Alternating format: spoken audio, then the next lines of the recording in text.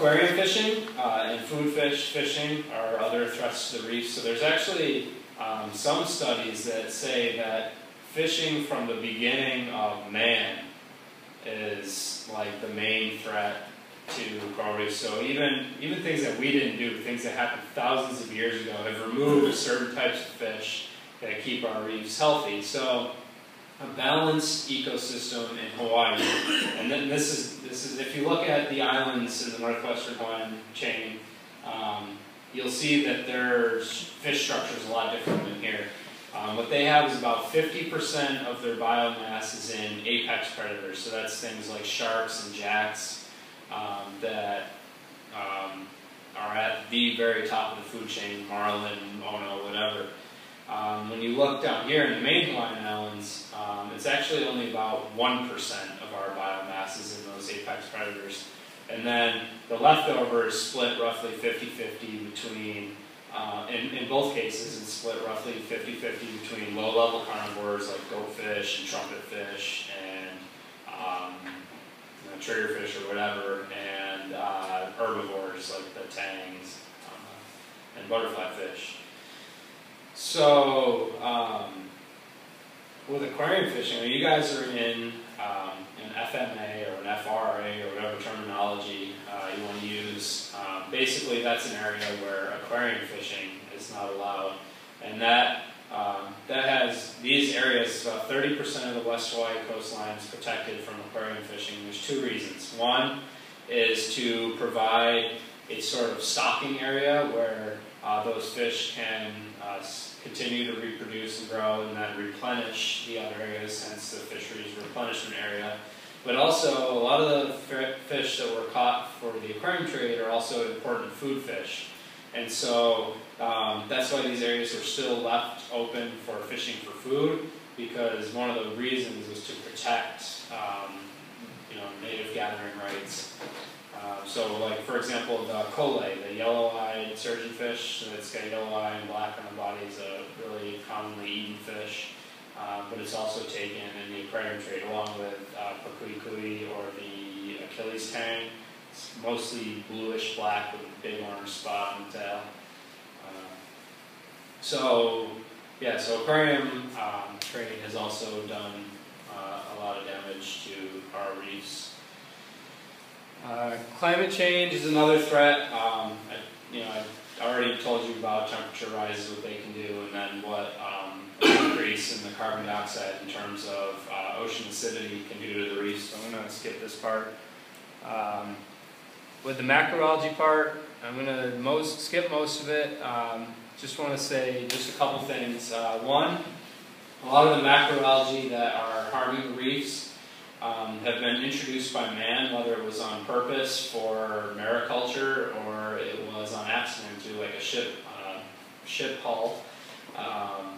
One of the reasons it was introduced for mariculture, some guy thought, oh, we need a new catch crop in Hawaii, and this certain type of algae is commonly eaten by humans, so I'm going to grow it here in Hawaii and sell it. And so they threw it in Kaneohe Bay or whatever, and it exploded in population, but no one wanted to eat it, so it was just left completely unchecked.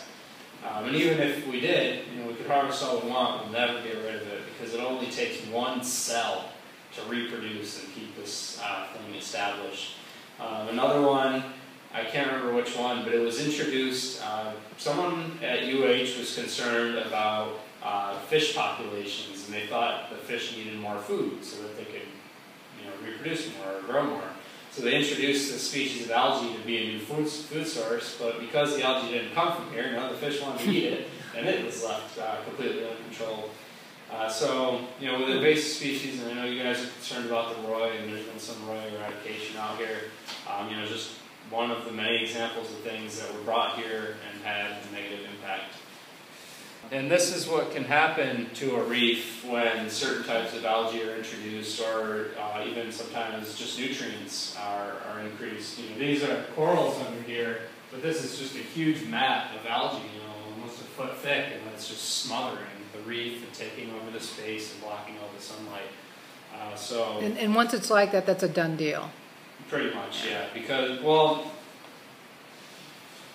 Most of the times, probably yes. There have been a few cases where algae did bloom and didn't actually cause huge losses. But I think this picture's from Kaneohe Bay, and I've seen pictures of various parts of the reef from year 1 to year 2, and it's just completely gone. You see a beautiful shelf with all these different rice corals and cauliflower corals, and then 1 year later it's just all rubble. There's nothing there.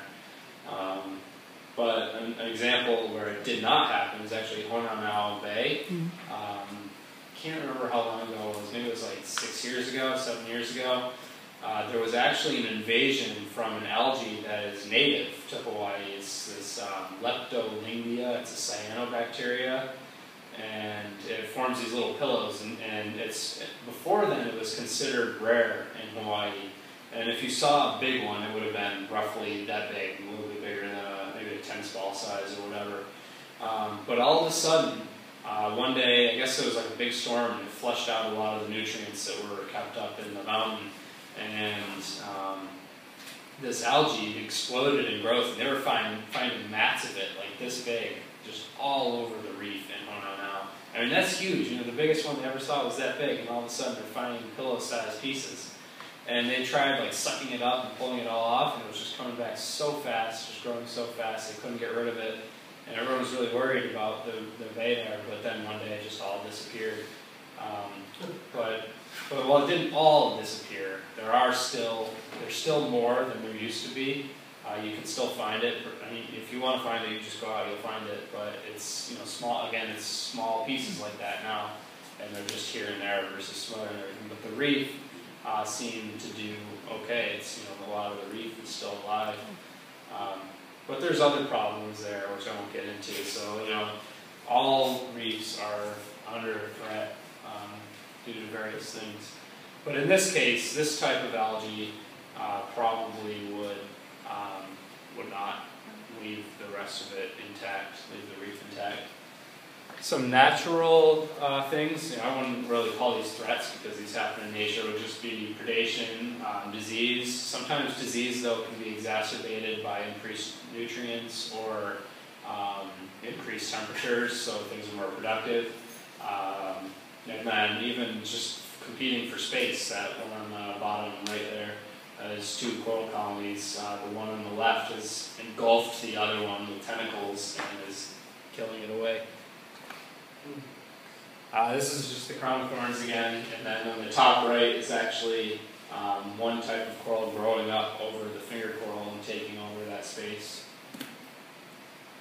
These are the coral zits I mentioned earlier, so you just see all these little purple bumps on there, just to visualize that for you. Various types of human activity. Just touching corals, they're so fragile. It's such a thin layer of tissue. It's just, it's like jello. It's sort of the consistency, I guess. And by touching it or grabbing it, you can cut it open. Anchors with boats that are rocking up and down. These anchor chains are bashing against the reef. This stuff, the skeleton, calcium carbonate, is basically chalk. It's really fragile, and you can go out even trying to be responsible, and you can bump something, and you can just see this whole head just fall down a couple inches. So that type of thing can be damaging. Also, derelict fishing gear, so nets and stuff that are left drifting, if they catch on the reef and then they get in the waves and they're rocking back and forth, they're just yanking on the coral and eventually you can pull it up. And then even direct anchor contact, just dropping down and smashing it, because they are heavy.